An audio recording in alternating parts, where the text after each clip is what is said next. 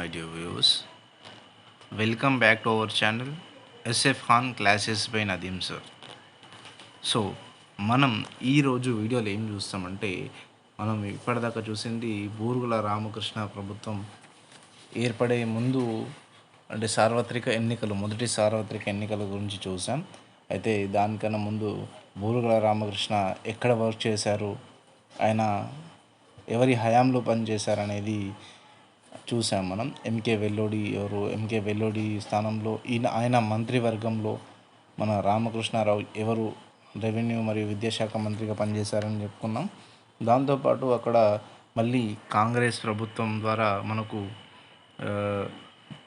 కాంగ్రెస్ ప్రభుత్వం ఏర్పడడం, దాంట్లో మన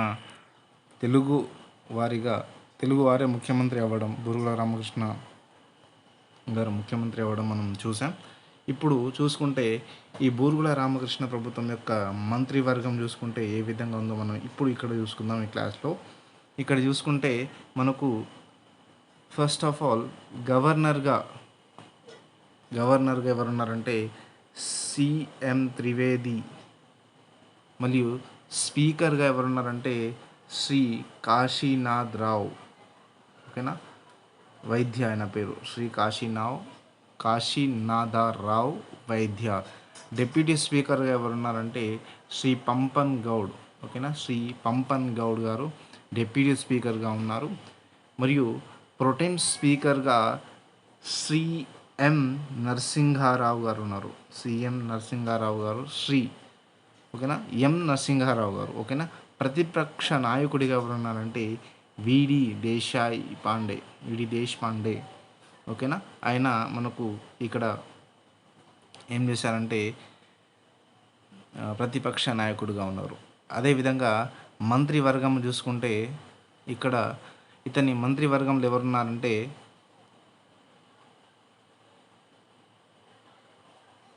ఓకేనా right.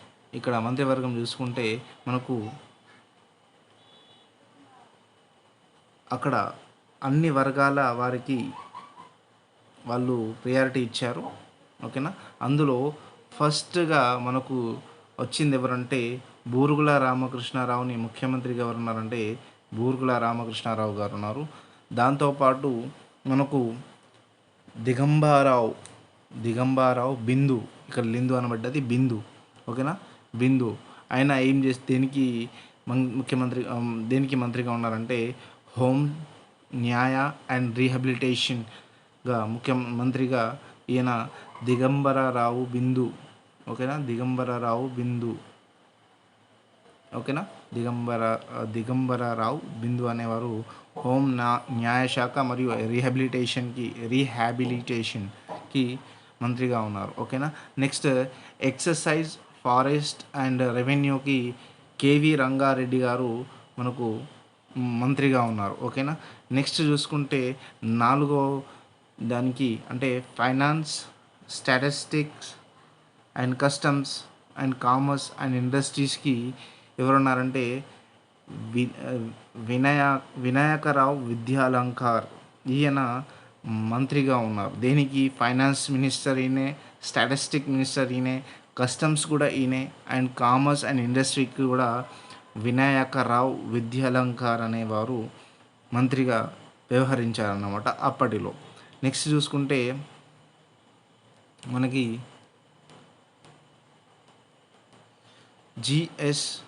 Next public works and labour చూసుకుంటే ఇక్కడ పబ్లిక్ వర్క్స్ అండ్ లేబర్స్కి చూసుకుంటే జిఎస్ మాల్కోటే. ఓకేనా, జిఎస్ మాల్కోటే ఈయన పబ్లిక్ వర్క్ అండ్ లేబర్ మినిస్టర్గా ఉన్నారన్నమాట. నెక్స్ట్ మనం సిక్స్త్గా చూసుకుంటే నవాబ్ మొహదీ నవాజ్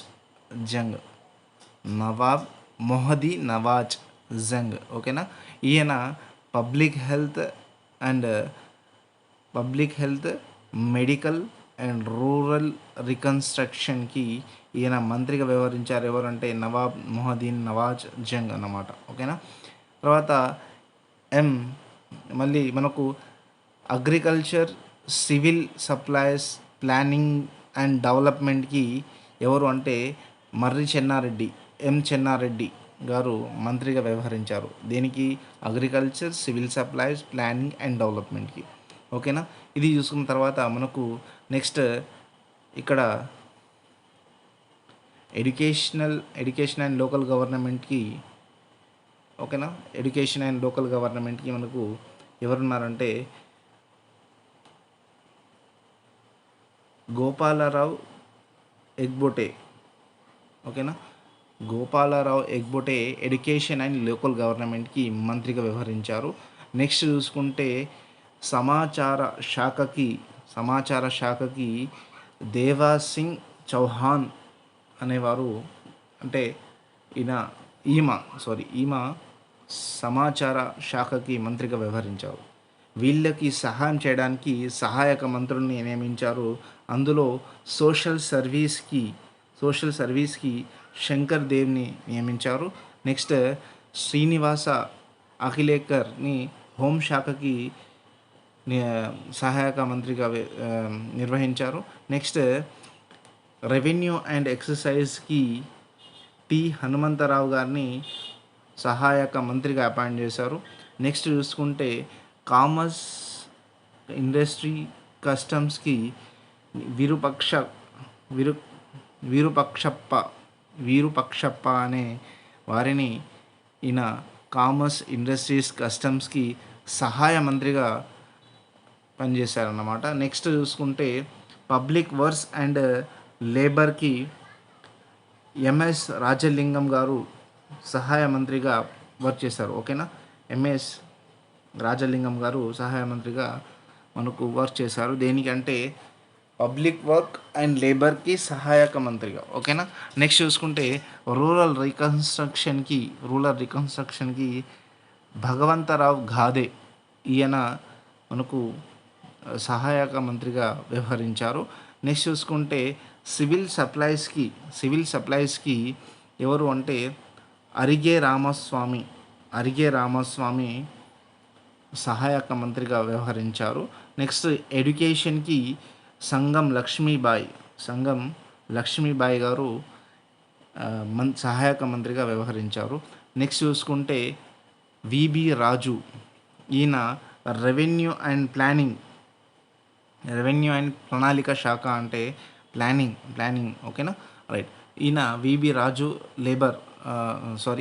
రాజు గారు లేబర్, రెవెన్యూ అండ్ ప్రణాళిక శాఖకి సహాయక మంత్రిగా పనిచేశారన్నమాట. నెక్స్ట్ చూసుకుంటే ఇక్కడ విద్య మరియు ఆరోగ్య శాఖకి పూల్చంద్ గాంధీ వ్యవహరించారు. నెక్స్ట్ చూసుకుంటే మనకు స్థానిక స్వపరిపాలనకు అన్నారావు ఘనముఖి స్థానిక పరిపాలనకి ఈయన సహాయక మంత్రిగా వ్యవహరించారు. దీంతోపాటు న్యాయశాఖతో పాటు బూరుగుల రామకృష్ణ మంత్రివర్గంలో ఇతర మంత్రులు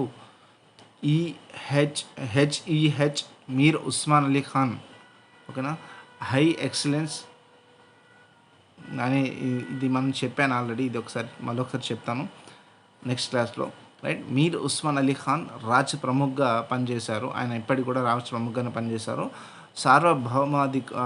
సార్వభౌమత్వంలో ఐసీఎస్ అధికారి, ఇక్కడ చూడండి, ఐసీఎస్ అధికారి ఎప్పుడు నియమిస్తారంటే రాష్ట్రపతి పాలన ఉన్నప్పుడు ఈయన సలహాను తీసుకుంటారన్నమాట కంపల్సరీగా. అప్పుడు గవర్నర్ ఉంటారు, గవర్నర్ కింద ఐసీఎస్ ఆఫీసర్ అంటే ఇండియన్ సివిల్ సర్వెంట్ ఎవరైనా కానీ అక్కడ అపాయింట్ చేస్తారు. కానీ ఇక్కడ ముందుగానే అపాయింట్ చేశారన్నమాట. ముఖ్య సలహాదారు పాలనలో పనిచేశారన్నమాట. ఓకేనా? ఇక్కడ మళ్ళీ చూసుకుంటే దీని తర్వాత మనకి ఇది ఇక్కడ దాకా మనకి ఏం జరిగిందంటే మంత్రివర్గంలో ఉన్న ఎవరెవరైతే మంత్రులు ఎవరు, గవర్నర్ ఎవరు, స్పీకర్లు ఎవరు, డిప్యూటీ స్పీకర్లు ఎవరు, ప్రొటెం స్పీకర్ ఎవరు, ప్రతిపక్ష నాయకులు ఎవరు, సహాయక మంత్రులు ఎవరు అనేది మనం ఇక్కడ చూసాం. అయితే దాని తర్వాత మనకు ఇక్కడ చూడండి, నేను చెప్పిన విధంగా ఇక్కడ ఆ పాయింట్ మెన్షన్ చేయడం జరిగింది. అయితే ఏదైనా రాష్ట్రంలో రాష్ట్రపతి పాలన విధించినప్పుడు మాత్రమే గవర్నర్ సలహాదారునిగా ఐసీఎస్ అంటే ఇండియన్ సివిల్ సర్వెంట్ అని అధికారిగా నియమిస్తారు. కానీ సాధారణ పరిపాలన సమయంలో కూడా బూరుగుల రామకృష్ణ ప్రభుత్వానికి ఒక ఐసీఎస్ అధికారిని ఏ విధంగా సలహాదారునిగా నియమించారో అర్థం కాని విషయం. కానీ అంతర్గతంగా ఈ నామమాత్ర బూరుగుల రామకృష్ణ ప్రభుత్వం కేంద్ర ప్రభుత్వంపై ఆధిపత్యం కొనసాగించిందని మాత్రం చెప్పవచ్చు. అంటే కేంద్ర ప్రభుత్వమే వెనుక ఉండి నడిపిందని దీని అర్థం. ఓకేనా? సో ఇక్కడి దాకా మనం ఈ క్లాస్లో చూసాం. నెక్స్ట్ క్లాస్లో మనం బూరుగుల రామకృష్ణ పరిపాలన ఏ విధంగా ఉంది, ఆయన చేసిన సంస్కరణలు ఏంటిదో మనం చూస్తాం. ఓకేనా? రైట్. ఈ వీడియో కనుక నచ్చితే లైక్ చేయండి, షేర్ చేయండి, మీ ఫ్రెండ్స్కి కామెంట్స్ చేయండి.